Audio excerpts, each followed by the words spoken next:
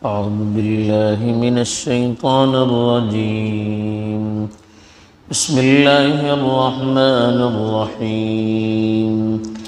للرجال نصيب مما ترك الوالدان والأقربون وللنساء نصيب مما ترك الوالدان والأقربون مما قل منه أو كثر نصيبا مفروضا وإذا حضر القسمة أولو القربى واليتامى والمساكين فارزقوهم منه وقولوا لهم قولا معروفا. الحمد لله والصلاة والسلام على رسول الله وعلى أما بعد.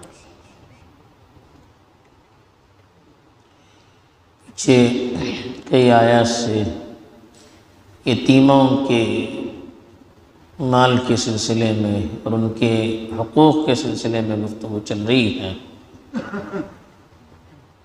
عربوں میں اس زمانے میں خاص طور پر یہ رواج تھا کہ کوئی مرتا تھا تو اس کا وارث اس کی اولاد میں وہی بچہ بنتا تھا جو جنگ میں شریک ہونے کے لائق رہتا تھا،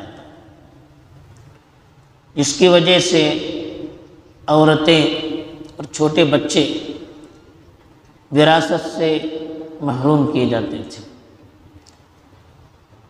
اور عام طور پر اس وقت تک دنیا میں عورتوں کو وراثت میں حق دینے کا رواج نہیں تھا. اب تک بھی نہیں تھا، ابھی کچھ سالوں پہلے اس طرح کے حقوق ان کو دینے کی بات کی گئی تھی، ورنہ اس سے پہلے رواج نہیں تھا، نہ عربوں میں نہ دوسری جگہ. تو عورتوں کو بھی اور بچوں کو بھی محروم کیا جاتا تھا.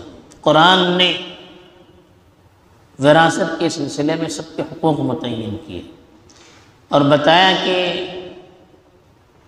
رشتہ داری یہ سبب بنتی ہے وراثت کا. جیسے رشتہ داری کے مراتب ہوتے ہیں اس اعتبار سے وراثت حاصل ہوتی ہے. اس میں چھوٹا بڑا مالدار غریب اس سے کچھ فرق نہیں پڑتا. جو وارث ہوگا اس کو حصہ ملے گا، چاہے وہ بڑے ہوں چھوٹے ہوں، مرد ہوں عورت ہوں،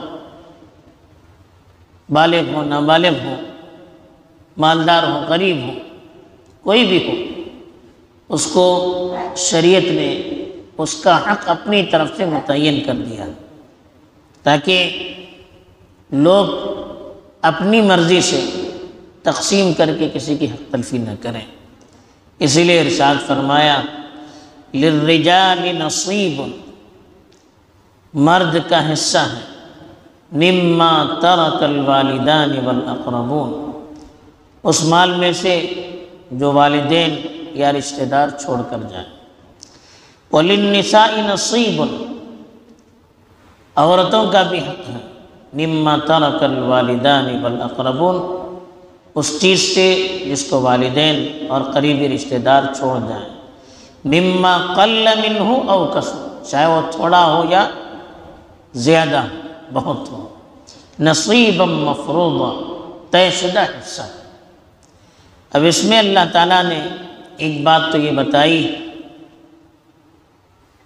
کہ وراثت ہر وارث کو ملے گی، چاہے وہ مرد ہو یا عورت ہو، ہر وارث کو وراثت ملے گی. اور دوسری چیز بتائی وراثت کے حقدار ہونے کے لیے رشتہ دار ہونا، قربت ہونا کافی ہے. بڑے چھوٹے مرد عورت اس کا کوئی فرق نہیں ہے. تیسری چیز بتائی مال تھوڑا یا بہت ہر مال میں سے تقسیم ہوگی.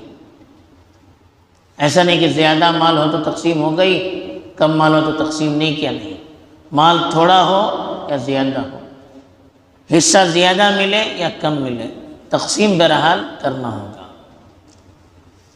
اور چوتھی بات یہ معلوم ہوئی کہ تقسیم کیسے کریں گے. نصیبا مفروضا، اللہ کی طرف سے طے شدہ حصے، اپنی مرضی سے ہم باٹا باٹی نہیں کر سکتے کہ نہیں مجھے زیادہ چاہیے، اس کو کم دیا جائے، وہ بڑا ہے یہ چھوٹا ہے۔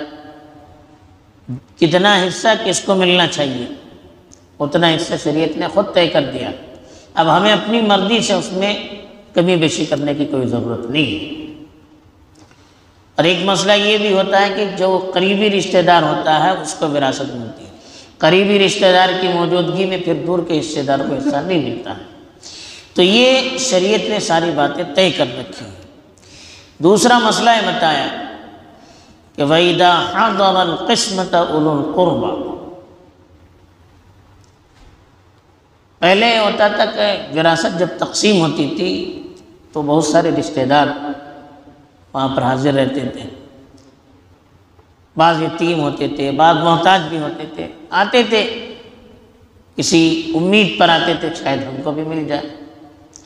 تو اس لیے کہا کہ جب مال تقسیم ہو رہا ہے اور اس وقت غریب آ جائے، مسکین آ جائے، یا ایسے رشتہ دار پہنچ جائیں جن کو وراثت میں کوئی حصہ نہیں مل سکتا، تب کیا کرنا چاہیے؟ وراثت کی تقسیم سے پہلے ان کو بھی کچھ دینا چاہیے تاکہ ان کو بھی خوشی ہو۔ لیکن یہ حکم کوئی واجبی نہیں ہے، بہتر ہے، افضل ہے۔ تو اسی کے بارے میں بتایا کہ فَإِذَا حَضَرَ الْقِسْمَةَ، جب تقسیم کے موقع پہ حاضر ہوں، اولو القربہ رشتہ دار، والیتامى یتیم، والمسکین والمساکین مسکین، فَارْزُقُوهُم مِّنْهُ، تو اس میں سے ان کو بھی کچھ دے دو۔ تقسیم کے موقع پر آئے بعض رشتہ دار یہ سمجھ کر شاید ہمارا بھی کوئی حصہ ہو، بعض یتیم رہتے ہیں گھر میں ان کا حصہ نہیں رہتا ہے، وہ محروم ہو جاتے ہیں۔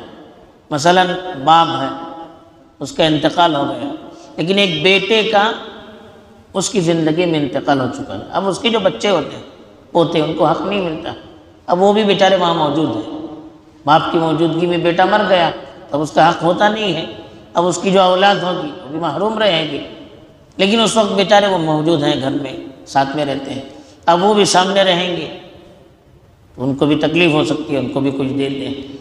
مسکین ہے، محتاج ہے، غریب لوگ کچھ آ گئے اس وقت تو ان کو بھی کچھ دے دیں۔ فَارْزُقُوهُم مِّنْهُ، ایسے موقع پر، تقسیم کے موقع پر رشتہ دار ہیں، یتیم ہیں یا مسکین ہے، وہ اگر موجود ہوں تو ان کو بھی کچھ دے دیا جائے۔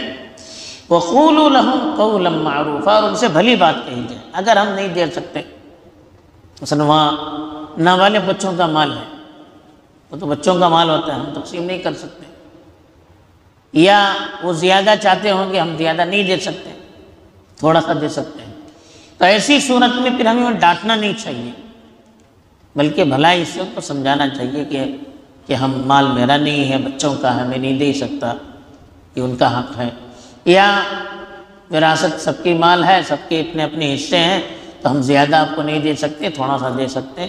بھلائی سے ان کو سمجھانا چاہیے ایسے موقع پر۔ ایسے موقع پر بھی غصہ کرنا، ناراض ہونا، سخت بات کرنا یہ بہتر نہیں ہے۔ بہرحال ان دونوں آیات کے اندر وراثت کے سلسلے میں کہ کس کو کتنا حصہ ملنا چاہیے، کسی کو محروم نہیں کرنا چاہیے، اور اگر ایسے موقع پر وہ لوگ بھی شریک ہو جائیں جن کو حصہ نہیں ملتا ہے تو ان کو بھی کچھ دینا چاہیے۔ کہ کچھ احکام بتائے گئے۔ اللہ تعالیٰ صحیح طور پر ہمیں ایک دوسرے کے حقوق کو ادا کر کے آپس میں مل جل کر رہنے کی توفیق دے۔ آمین۔ وآخر دعوانا الحمد للہ رب العالمین۔